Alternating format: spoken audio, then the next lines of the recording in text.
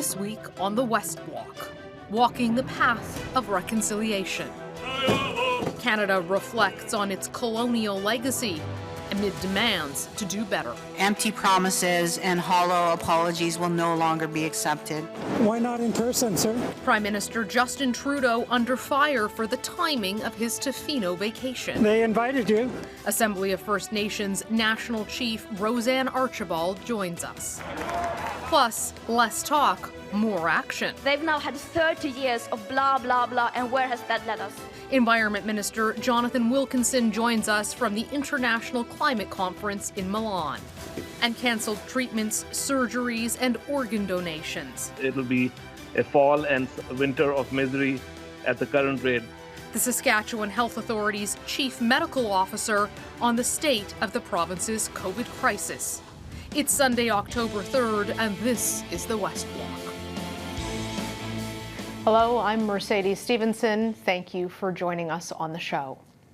2021 has been a year of reckoning for Canadians when it comes to the treatment of Indigenous people in this country and the devastating impact of residential schools. More than 1,300 children were found in unmarked graves earlier this year. Survivors say there are thousands more graves to be found. Thursday was the first National Day for Truth and Reconciliation, encouraging Canadians to pause and reflect on the impact that colonialism has had on Indigenous peoples.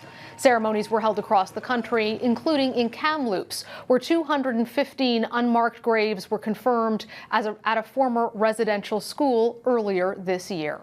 Joining us now to talk about this is Assembly of First Nations National Chief Roseanne Archibald. National Chief Archibald, thank you so much for joining us today. It's the first time we've had the opportunity to speak with you since you were elected as the National Chief. A very important day for Indigenous Canadians this week with the National Day for Truth and Reconciliation. What did it mean to you and to your family? It was a really difficult day, and it's a difficult day for survivors. And we have many survivors still who are alive and living in communities. And it's a difficult day for them because they become re-traumatized and, they have to deal with some complex emotional fallout from being in those institutions of assimilation and genocide. And so I spent the day up here in the interior of BC at Kamloops, was invited by Chief Cookbee Roseanne Casimir in the summer, promised her that I would come back for this honoring of survivors and intergenerational trauma survivors. And so I was really happy to be able to come up here for the day. In terms of my family, though, just to continue, I did share a personal story on my social media, and I also shared it at the event. And, this is not ancient history. 8 members of my immediate family, including my parents and my siblings, went to institutions of assimilation and genocide. I don't call them schools anymore because no school that I ever went to had a graveyard. I was the first in my family to not be forced to attend. And so I want people to know that even though this was over 100 years of government policy that created these institutions, the last one closed in 1996, which wasn't that long ago. It is astounding, and it is something that so many Canadians think happened 100 years ago. No, this was still something happening into the 1990s. There are still so many survivors who are young and are still with us. You mentioned the ceremony in Kamloops. Chief Casimir had also invited the Prime Minister to attend. He was speaking with residential school survivors, but he also went on vacation to Tofino with his family on the National Day of Truth and Reconciliation. What was your reaction to his decision? This has always been, I would say, the difficult part of creating this kind of statutory holiday is that people will see it as a holiday and they'll focus on the idea of a holiday when really what we need people to do on the day was to stand with us, to have solemn ceremonies and prayers and stand shoulder to shoulder with survivors and take that time to reflect on the fact that genocide has happened here in Canada. And so when you go on a holiday on that particular day, it's very hurtful for survivors and intergenerational trauma survivors. Have you had the opportunity to talk to the Prime Minister about that decision?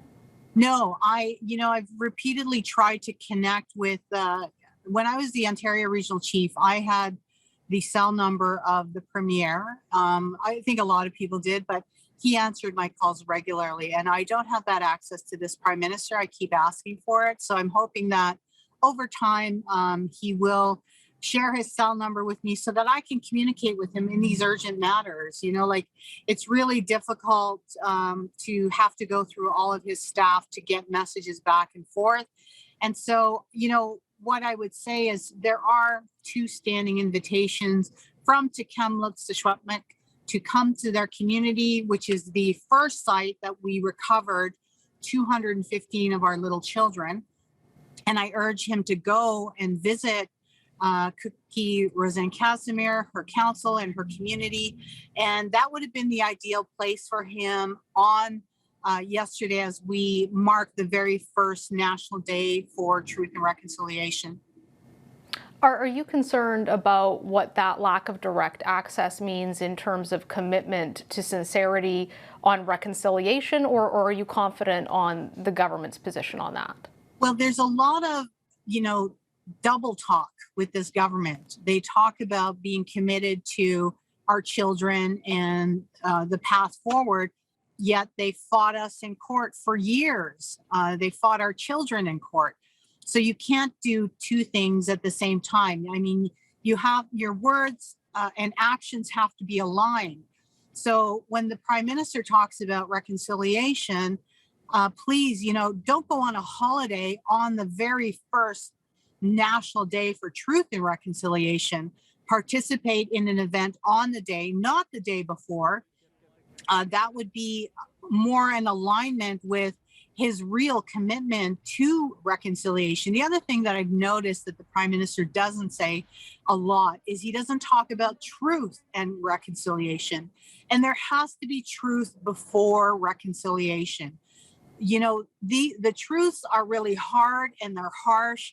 The fact that these were institutions of assimilation and genocide, and the fact that genocide did happen in Canada and our little children were the victims of that, those are truths that this government and all of us have to face together, but not to just stand there and sort of, not move forward. We have to find what we are calling the healing path forward.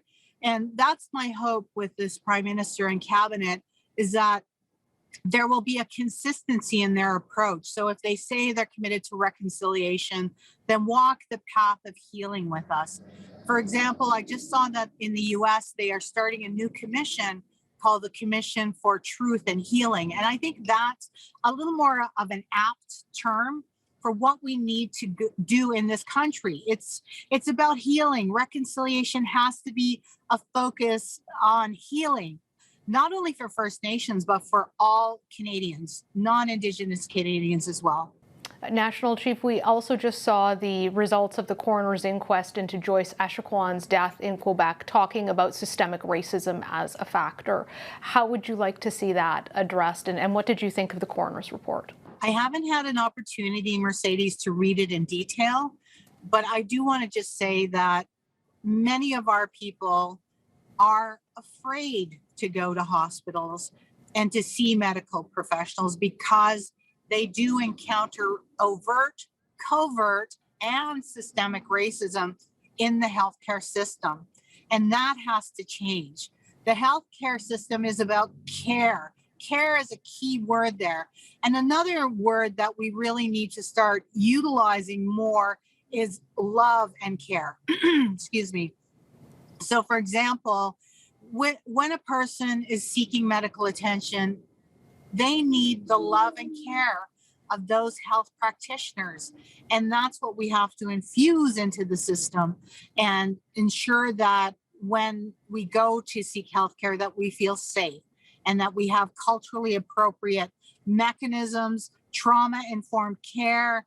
There's a lot to uncover and unpack in that coroner's report, undoubtedly, and I'm looking forward to being able to talk to it a little bit more later. Love, an undeniably important force, as well as truth, and a very difficult one for Canadians that we have to face. Thank you so much for joining us today, National Chief. We look forward to speaking with you again soon. Thank you, Mercedes. Take care. And a reminder, if you or someone you know needs support, you can call the number on your screen, 1-866-925-4419. That is the Indian Residential Schools Crisis Line, and it operates 24 hours a day. Up next, climate activists give world leaders a failing grade ahead of a major UN climate conference. We'll talk to the federal environment minister about Canada's plan to meet its emissions targets.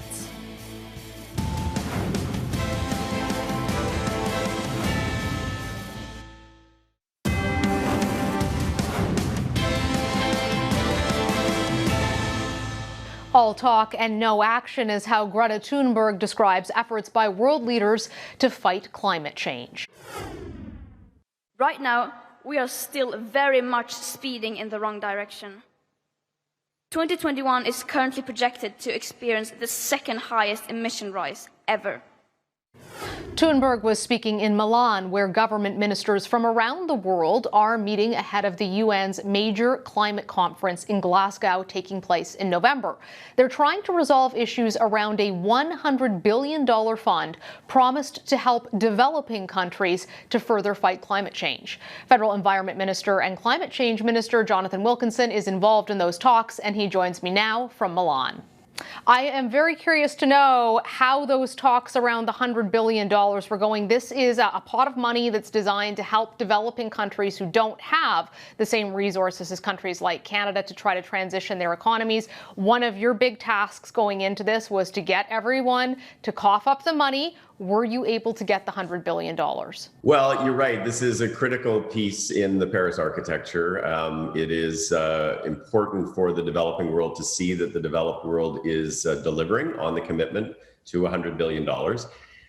Growth in that funding has slowed, and so Germany and Canada were asked to corral the money in advance of COP. We have been spending a lot of time over the last couple of months doing that. And certainly the last couple of days, we've been meeting with a lot of countries to twist their arms about being more ambitious with respect to climate finance.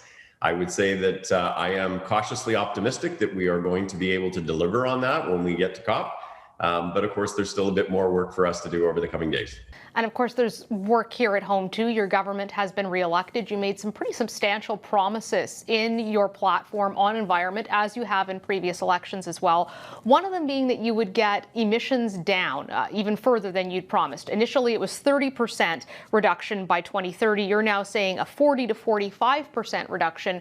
But your government's record on this isn't great. If you look back from 2015 until now, emissions have gone up consecutively every single year. They have not gone down. So how are you going to not only prevent them from going up further, but actually reduce them? So I would dispute your characterization, Mercedes. Our track record is actually very strong. When we took over in 2015, after a decade of Stephen Harper doing zero on climate, the emissions for Canada in 2030 were projected to be somewhere around 15% higher than they were in 2005, and the commitment was to be 30% below.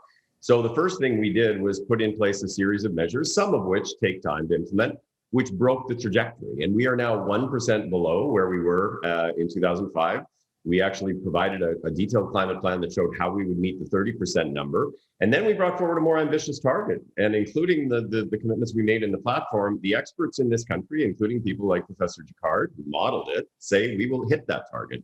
We, of course, have work to do to implement all of those measures. But I would say our record on climate is very strong. And to be honest with you, that's one of the reasons why the international community has asked Canada to lead with Germany on this issue around the $100 billion. Well, I think, to be fair, yes, you've taken a large number of environmental initiatives, but I just want to be clear. Are you disputing that emissions have gone up since 2015, that they've not gone down? Because that is what all the environmentalists are saying. We're the only country in the G7 that hasn't managed to reduce our emissions. No, what I'm saying to you is when we took power, the trajectory was straight up in terms of where the emissions were going. We actually have bent the curve such that right now, Emissions are 1% lower than they were in 2005. And we have a long way to go, obviously, to get to 40 to 45% below. But we've changed the trajectory of the curve. That's what you have to do to start. And we actually have developed perhaps the most detailed climate plan in the world that experts say will achieve the target. Minister Wilkinson, you've talked about capping oil and gas, which obviously is a very large emissions producer in Canada. It's also still a very large employer and a large part of our economy. How do you cap emissions on that and support the economy at the same time? What does your plan look like? So that's a really good question. You have to think about the transition from both an environmental perspective and an economic perspective. Canada, as other countries in Europe and elsewhere, see the economic opportunities associated with being an early mover to address the climate issue.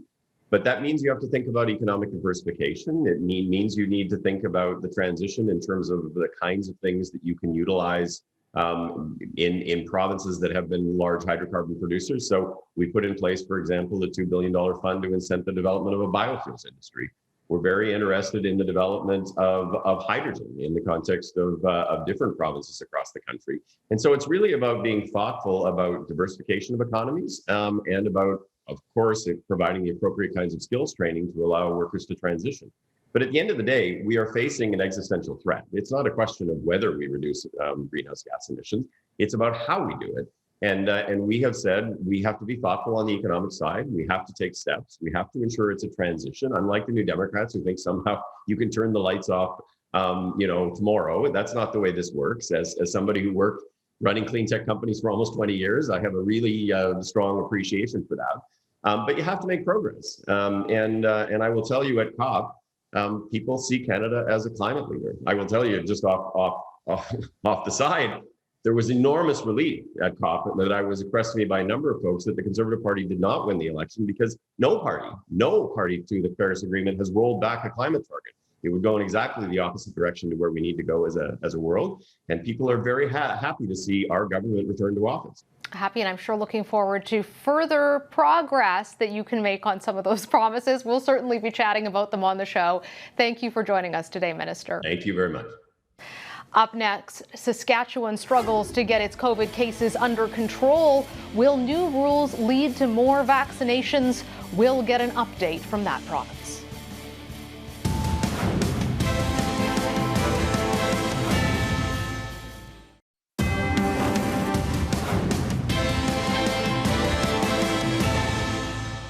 Welcome back to the West Block. In Saskatchewan, the per capita rate of new COVID-19 cases is more than triple the national average. And this week saw a death rate of 4 times the national average. Surgeries are being postponed and the province's organ donor program is suspended.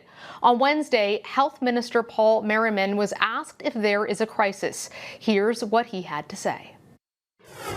The word crisis can mean different things to different people, but it's certainly an extreme challenging time. I'm hearing this directly from the doctors, sometimes indirectly from the doctors. Joining us now is Dr. Susan Shaw, Chief Medical Officer with the Saskatchewan Health Authority.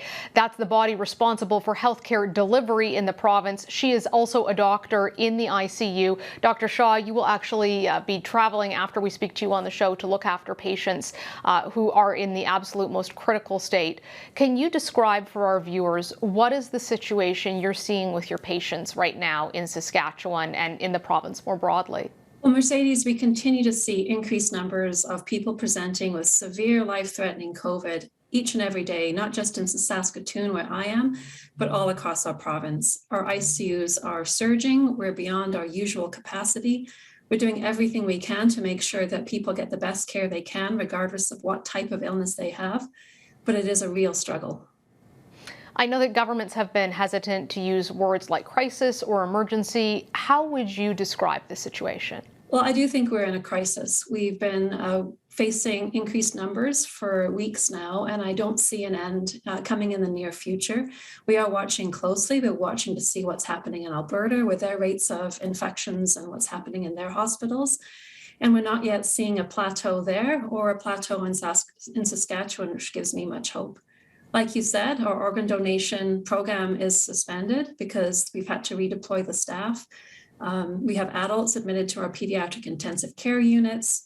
We have hundreds of patients, if not thousands, who've had their surgeries and planned procedures canceled, so that we can focus on taking care of people who are already infected with COVID and trying our best to even further prevent infections by interrupting the spread. And how do you do that at this point? Do you think that there needs to be a stay-at-home order? What are the public health steps that you would like to see the province take? Well, medical health officers made about a month ago a set of recommendations to our chief medical health officer and elected officials. I think the situation has changed significantly since then because we're seeing even more daily numbers, which are people with infections presenting for care. And I think what we do need to strongly consider at this point, and I leave this in the hands of government, is reducing the sizes of inside gatherings. I think we need to go even further in making sure that vaccines are accepted and necessary to go into as many places as possible. And I do think that there's an opportunity here to slow things down so that the system can at least plateau and then hopefully get into recovery mode. The government is now bringing in some documentation on vaccines. Do you think that it's too little too late? I think it's an important step. Today's our first day that the proof of vaccination policy is in place across the province. And I'm grateful for that. I have traveled recently for a personal reason into a neighboring province where it was in place a month ago. And it was such a relief and wonderful to see a restaurant at capacity where everybody was safe and protected. And so I look to it being successfully implemented in our province, and I think it needs to be expanded as well. Why do you think there's so much hesitancy in Alberta and Saskatchewan? And I'm originally from Alberta. You know, before we saw Ontario and Quebec would surge and Alberta and Saskatchewan would surge in other provinces, this really seems to be localized between these two provinces and the fourth wave being so high. What do you attribute that to? I'm not sure if I have all the answers to that. Certainly has been a lot of analysis. I think what we've seen, though, at least in my province, is a strong desire by the public and by government to have a summer that felt as normal as possible. And despite some signals that we were seeing early on that the Delta variant caused havoc in other parts of the world, I think there was a sense that that wasn't going to happen here. Unfortunately, it has happened here. We've seen that the information that came out of the UK that was used in Alberta didn't set that province on the right path. And I think Saskatchewan has been looking at similar jurisdictions to learn from and adapt their policies. Saskatchewan is a strong province, though. We have over 1.2 million people that do tend to come together in moments of crisis. And I really remain hopeful that we will continue to do that. Dr. Shaw, we send our best to you and to the people of Saskatchewan. Thank you for making time for us today. Thank you, Mercedes. Stay safe. We requested an interview with Saskatchewan Premier Scott Moe and Alberta Premier Jason Kenney, but both declined. That's our show for today. Thanks for watching. We'll be right back here next Sunday. I'm Mercedes Stephenson for the West Block.